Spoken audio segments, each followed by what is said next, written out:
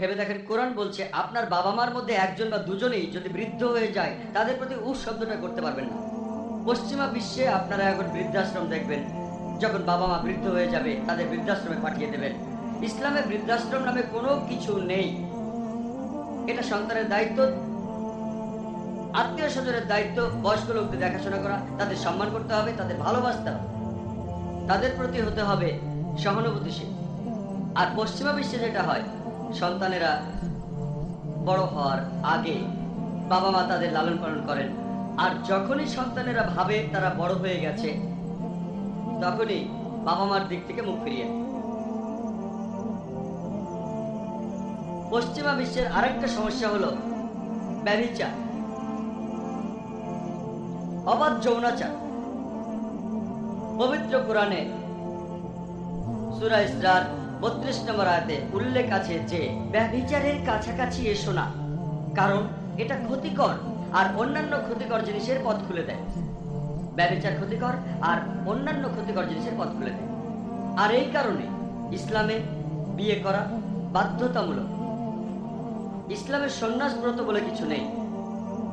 আমাদের প্রিয় নবী মুহাম্মদ সাল্লাল্লাহু আলাইহি ওয়াসাল্লাম বলেছেন, এর উল্লেখ আছে সহিহ বুখারীতে ৭ নম্বর খণ্ডে, বইয়ের নাম নিকাহ, ৩ নম্বর অধ্যায়, ৪ নম্বর হাদিস, যে ও যুবক যুবতীরা, যাদের বিয়ে করার সামর্থ্য আছে তাদের বিয়ে করা উচিত। প্রিয় নবী আরো বলেছেন, যে বিয়ে করে সে তার দিনের অর্ধেক পূরণ করে। কেউ একজন আমাকে একবার প্রশ্ন করেছিল যে এর অর্থ কি এই যে আমি যদি দুটো বিয়ে করি দিনের পুরোটাই পূরণ হবে? এটা বলে কি নবী বোঝাচ্ছেন যে বিয়ে অর্ধেক দিন পূরণ করে? তিনি যা বোঝাচ্ছেন সেটা হলো বিয়ে আপনাকে রক্ষা করে অবাধ যৌনাচার থেকে, সমকামিতা থেকে, ব্যভিচার থেকে, যেটা আমাদের সমাজের জন্য ক্ষতিকর। শুধুমাত্র বিয়ে করলেই স্বামী বা স্ত্রী হিসেবে আপনার দায়িত্ব থাকবে, শুধুমাত্র বিয়ে করলেই বাবা অথবা মা হিসেবে আপনার দায়িত্ব থাকবে, আর এই দায়িত্ব খুবই গুরুত্বপূর্ণ ইসলামে। সেজন্য পবিত্র কোরআন বলছে যে বিয়ে করা বাধ্যতামূলক, একটি পবিত্র চুক্তিনামা। বলা হয়েছে সূরা নিসার ২১ নম্বর আয়াতে। আল্লাহ সুবহানাহু ওয়া তাআলা সূরা রুমের ২১ নম্বর আয়াতে বলছেন যে আল্লাহর নির্দেশাবলী হচ্ছে যে তিনি তোমাদের মধ্য থেকে তোমাদের সঙ্গীদের সৃষ্টি করেছেন যেন তোমরা তাদের কাছ থেকে শান্তি পাও, এবং তোমাদের মধ্যে পারস্পরিক ভালোবাসা এবং দয়া সৃষ্টি করেছেন। বিয়ে করা ইসলামে বাধ্যতামূলক।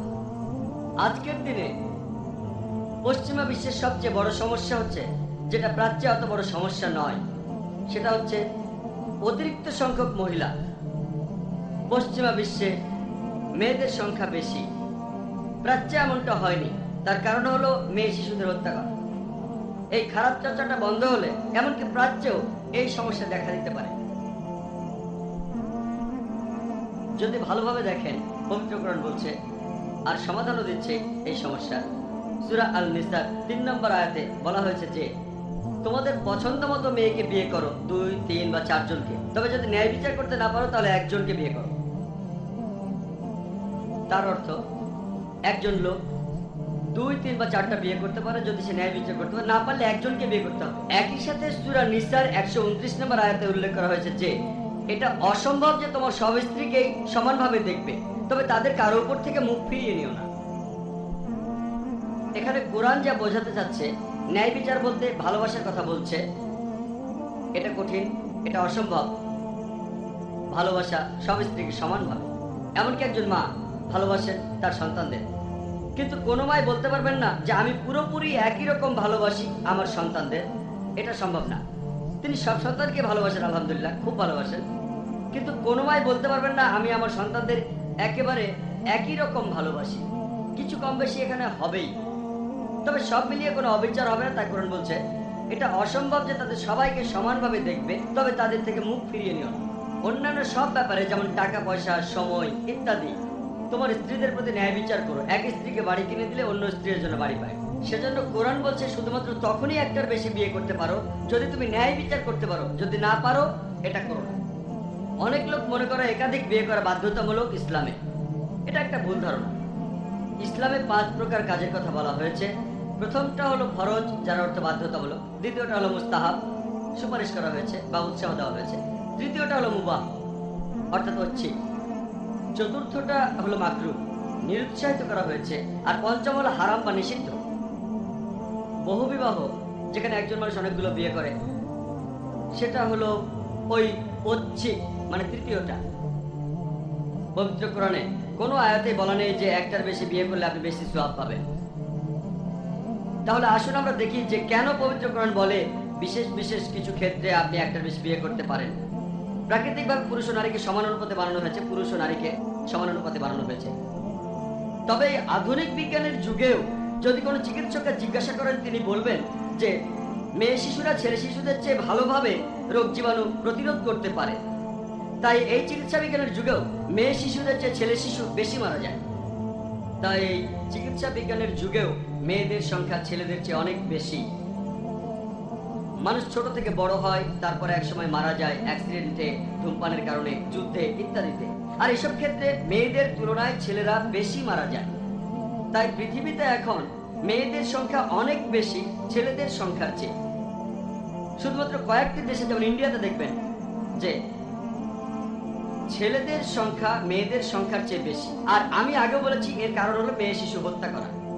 আর বিবিসির একটা প্রোগ্রাম, এমিলি বুকাননের উপস্থাপনায়, নাম অ্যাসাইনমেন্ট, বিষয় ছিল দেরিতে মৃত্যু, বলা হয়েছে যে প্রত্যেকদিন 3000-এরও বেশি মহিলার গর্ভপাত ঘটানো হয় শুধুমাত্র ইন্ডিয়াতে, যখন তারা বুঝতে পারে যে তাদের সন্তানটা মেয়ে। যদি এটাকে 365 দিন দিয়ে গুণ করেন, তাহলে এক বছরে 10 লাখেরও বেশি মহিলার গর্ভপাত ঘটানো হয় শুধুমাত্র ইন্ডিয়াতে, যখন তারা বুঝতে পারে যে সন্তানটা মেয়ে।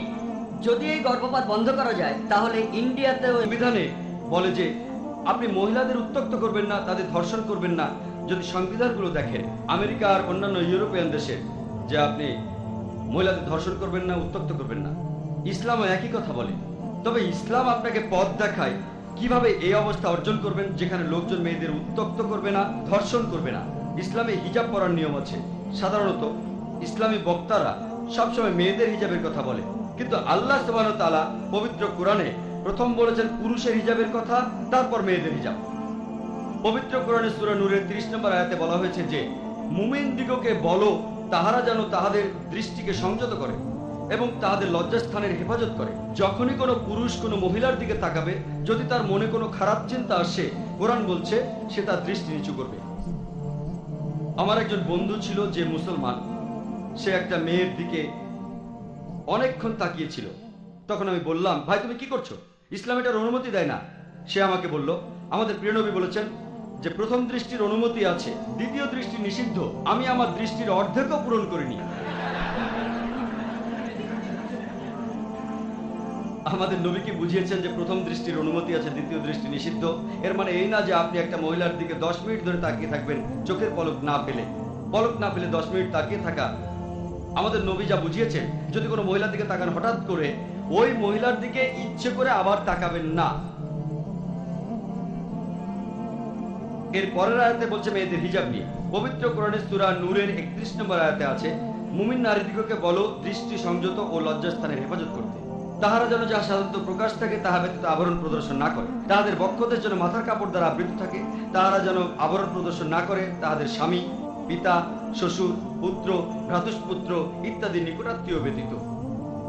আর হিজাবের নিয়ম কানুন কোরআন ও সহিহ হাদিসে আছে। এখানে প্রধানত 6টি নিয়ম আছে। পুরুষের জন্য ঢাকতে হবে নাভি থেকে হাঁটু পর্যন্ত, তবে মেয়েদের জন্য পুরো শরীরই ঢাকতে হবে। শুধুমাত্র যে অংশ দেখা যাবে তা হলো মুখ আর হাতের কবজি পর্যন্ত। কেউ কেউ বলেন এসবও ঢাকতে হবে। অন্য 5টি নিয়ম পুরুষ ও মহিলাদের জন্য একই। দ্বিতীয়, তারা যে পোশাক পরবে সেটা এমন আঁটোসাঁটো হবে না যেটা শরীরের গড়ন বোঝা যায়। তৃতীয়, পোশাক স্বচ্ছ হবে না যাতে ভেতর দিয়ে দেখা যায়। চতুর্থ, এই পোশাক আকর্ষণীয় হবে না যা বিপরীত লিঙ্গকে আকর্ষণ করে। পঞ্চম, এই পোশাক এমন হবে না যা অবিশ্বাসীদের মতো, মানে খ্রিস্টানদের মতো পড়তে পারবেন না ক্রস। আপনি পড়তে পারবেন না ওম বা টিকা, যেটা হিন্দু ধর্মের চিহ্ন। এমন কোনো পোশাক পড়তে পারবেন না যেটা অবিশ্বাসীদের মতো। আর শেষটা হলো এমন কোনো পোশাক পরবেন না যা বিপরীত লিঙ্গের পোশাকের মতো। পশ্চিমা বিশ্বে আমরা দেখি পুরুষ দুল পরে এক কানে। এর বিশেষ অর্থ আছে এক কানে দুল। এই কাজটি ইসলাম ধর্মে নিষিদ্ধ। আর হিজাব বলতে শুধুমাত্র পোশাককেই বোঝানো হয় না। হিজাব বলতে আরো বোঝায় মানুষের আচরণ, তার ব্যবহার, তার দৃষ্টিভঙ্গি এবং তার অভিপ্রায়কেও। পোশাকের হিজাবের পাশাপাশি চোখের হিজাবও থাকবে, মনের হিজাব থাকবে, চিন্তার হিজাব থাকবে, হৃদয়ের হিজাব থাকবে।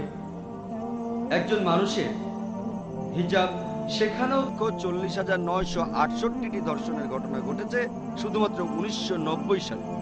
যদি এটাকে বছরের 365 দিন দিয়ে ভাগ করেন, প্রত্যেক দিন গড়ে 1990 সালে 1756টি ধর্ষণের ঘটনা ঘটেছে। আমি আরেকটা পরিসংখ্যানের কথা বলবো পরবর্তীতে, যেখানে বলছে যে প্রত্যেক দিন 1900-রও বেশি ধর্ষণের ঘটনা ঘটে শুধুমাত্র আমেরিকাতে। বছরটা দেয়া ছিল না, হতে পারে 92 বা 93 সালে। আমেরিকা এখন অনেক সাহসী। 1900, তার অর্থ প্রতি 1.3 মিনিটে একটা ধর্ষণের ঘটনা ঘটছে। আমরা এখানে আছি প্রায় 1 ঘন্টা, এই সময় 40টারও বেশি ধর্ষণ হয়ে গেছে আমেরিকাতে। এই 1 ঘন্টার সময় 40টারও বেশি ধর্ষণ হয়ে গেছে ইউএসএতে। এখন এফবিআই এর পরিসংখ্যান 1990 সালে, আবারও বলছি, যে যতগুলো কেস রিপোর্ট করা হয়েছে 16%, যতগুলো রিপোর্ট করা হয়েছে তার 10% অ্যারেস্ট হয়েছে। তার মানে ধর্ষকদের 1.6% অ্যারেস্ট হয়েছে।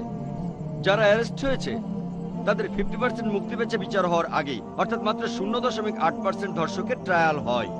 তার অর্থ যদি একজন মানুষ 125টা ধর্ষণ করে, তার অ্যারেস্টার ট্রায়াল হওয়ার সম্ভাবনা মাত্র 1%। 125টা ধর্ষণ করলেন আর মাত্র একবার শাস্তি পেলেন, বেশ সুন্দর খেলা। 125টা ধর্ষণ করলেন আর সরকার আপনাকে শাস্তি দেবে, তার সম্ভাবনা 1, বেশ সুন্দর খেলা। আর সেই লোকগুলো যারা ট্রায়ালের ভেতর দিয়ে যায় 50% শাস্তি পায় 1 বছরেরও কম কারাদণ্ড। যদিও আমেরিকার আইন বলে 7 বছরের সশ্রম কারাদণ্ড, কিন্তু জজ বলে সে প্রথমবার ধর্ষণ করেছে, শাস্তিটা একটু কমিয়ে দেই, একটু নরম হই। 125টা ধর্ষণ করলো, সে একবার ট্রায়ালে আসে, আর জজ বলে একটু নরম হই, প্রথমবার ধর্ষণ করেছে। এটা হলো আমেরিকার এফবিআই এর পরিসংখ্যান। আমি একটা প্রশ্ন করি, যদি আমেরিকায় ইসলামী শরিয়া প্রয়োগ করা হয় যে যখনই কোনো পুরুষ কোনো মহিলাকে দেখবে সে দৃষ্টি নিচু করবে, যখনই তার মনে কোনো খারাপ চিন্তা আসবে, মহিলারা তারা হিজাব পরবে, পুরো শরীর ঢাকা, শুধু মুখ আর হাতের কবজি বাঁধে। আর তারপরে যদি কেউ ধর্ষণ করে তার শাস্তি হবে মৃত্যুদণ্ড। আমি একটা প্রশ্ন করি, আমেরিকায় ধর্ষণের হার কি বেড়ে যাবে, একই থাকবে, নাকি কমে যাবে? এটা কমে যাবে, এটাই কার্যকর আইন। আপনি শরিয়া প্রয়োগ করেন, হাতে হাতে ফল পাবেন। আর ইসলাম, আলহামদুলিল্লাহ, আমি আগেও বলেছি, মানব জাতির সমস্যার সমাধান দেয়। পশ্চিমা বিশ্বের আরেকটি বড় সমস্যা হলো অ্যালকোহলিজম। এটা থেকে অন্যান্য সমস্যাও জন্ম নেয়। আর পবিত্র কুরআন এর সমাধান দিয়ে বলছে, সূরা মাইদার 90 নম্বর আয়াতে উল্লেখ আছে যে, ইয়া আইয়ুহাল্লাযীনা আমানু, হে মুমিনগণ, ইন্নামাল খামরু ওয়াল মাইসিরু, মদ্যপান ও জুয়া ঘৃণ্য বস্তু, ওয়াল আনযাবু ওয়াল আজলাম, মূর্তি পূজার বেদী ও ভাগ্য নির্ধারক স্বর, রিজসুম মিন আমালি শাইতান, এইগুলি শয়তানের কাজ। ফাজতানিবু লাআল্লাকুম তুফলিহুন, এইগুলি বর্জন করো যাহাতে তোমরা সফল কাম হও।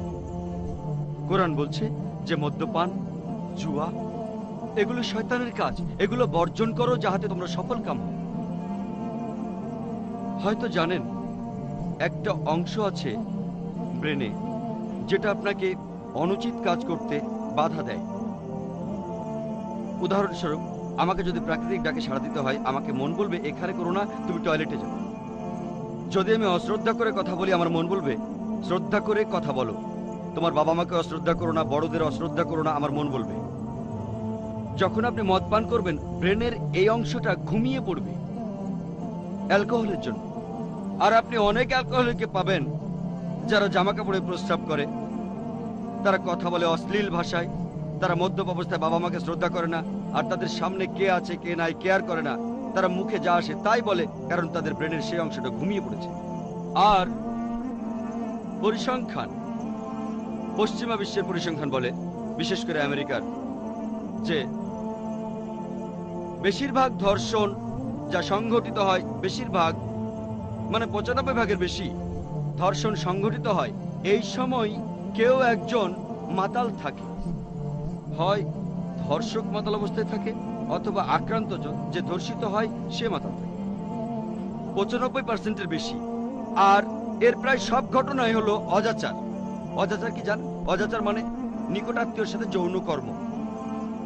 বাবা ও মেয়ে, মা ও ছেলে, ভাই ও বোন, অজাচার। আর এটা তখনই হয় যখন মানুষ মাতাল থাকে।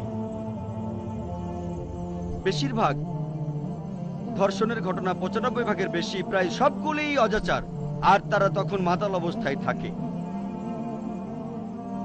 আর চিন্তা করেন, এমনকি এইডসের অন্যতম একটি কারণ হলো অ্যালকোহলিজম।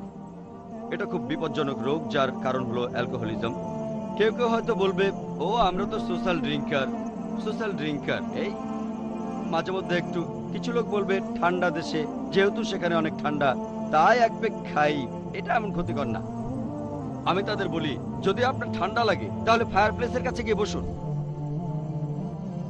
কোনো কিছু খেতে হবে না। আর যদি খেতেই হয় তাহলে মধু খান না কেন? এতে আপনি অ্যালকোহলের চেয়ে বেশি গরম হবেন। তবে মধু খেলে কোনো ধাক্কা পাবেন না, যেটা মদে পাবেন। মানুষ অজুহাত দেয়। আর কিছু পশ্চিমা লোক আমাকে বলেছে, দেখো ভাই জাকির, ইসলাম গ্রহণ করতে আমার আপত্তি নেই, কিন্তু আমি অ্যালকোহল ছাড়তে পারবো না। কিছু কিছু লোক আছে যারা এমন অজুহাত দেবে ইসলাম না গ্রহণ করার জন্য। আমি বলেছিলাম যে ভাই, ধরুন আমি আপনাকে ফতোয়া দিলাম, ধরুন যে আপনার জন্য অ্যালকোহলের অনুমতি আছে, অ্যালকোহল খেতে পারেন, কোনো সমস্যা নেই, তখন কি ইসলাম গ্রহণ করবেন? সে চুপ হয়ে গেল। মানুষ অজুহাত দেয় ইসলাম গ্রহণ না করার জন্য, শুধুমাত্র এই একটা কারণে ইসলাম গ্রহণ করছে না তা নয়। তারা বলে ইসলাম ধর্ম ভালো, কিন্তু আমি আমার অ্যালকোহল ছাড়তে পারবো না। আমি বললাম ঠিক আছে, আপনি শিরক ছেড়ে দিন, আমি লিখে দেব অ্যালকোহল, কোনো সমস্যা নেই। আল্লাহ হয়তো আপনাকে ক্ষমা করতেও পারেন। শিরক করলে আল্লাহ আপনাকে ক্ষমা করবেন না, সমস্যা নেই। যদি ইসলাম গ্রহণে মদ্যপানী একমাত্র বাধা হয়, আমি আপনাকে সার্টিফিকেট দেব যে সমস্যা নেই, ইসলামের অন্যান্য কর্তব্যগুলো পালন করুন। এগুলোকে বলা যায় হিকমা। আল্লাহ মানুষের ইসলাম গ্রহণ না করার অজুহাতগুলো দেখবেন না। তবে ইসলামে এই সমস্যা, তবে এতে করে সালাতের পুরো অর্থ বোঝায় না। সালাতে মনে করিয়ে দেওয়া হয় যখন ইমাম সাহেব বিভিন্ন আয়াত পাঠ করেন। সূরা ফাতিহার পর তিনি সূরা বাকারার 188 নম্বর আয়াত পড়তে পারেন যে তোমার সম্পদ বিচারকের নিকট পেশ করিও না, অর্থাৎ ঘুষ দিও না। তিনি সূরা মাইদার 90 নম্বর আয়াত পড়তে পারেন যে মদ্যপান এবং জুয়া শয়তানের কার্য। আমরা প্রোগ্রামড হচ্ছি বারবার, কারণ পৃথিবী এমন ভাবে আকর্ষণ করে যে তাতে করে হতে পারে যে আমরা বিপদে চলে গেলাম। সেজন্য আল্লাহ সুবহানাহু ওয়া তাআলা আমাদের সমাধান দিয়েছেন কিভাবে আমরা সুপথে থাকব, সরল পথে থাকব। আজকের দিনে পশ্চিমা বিশ্ব ভয় পায় শুধু একটা জিনিসকে। পশ্চিমা বিশ্ব সবচেয়ে বেশি যেটাকে ভয় পায় তা হলো ইসলাম।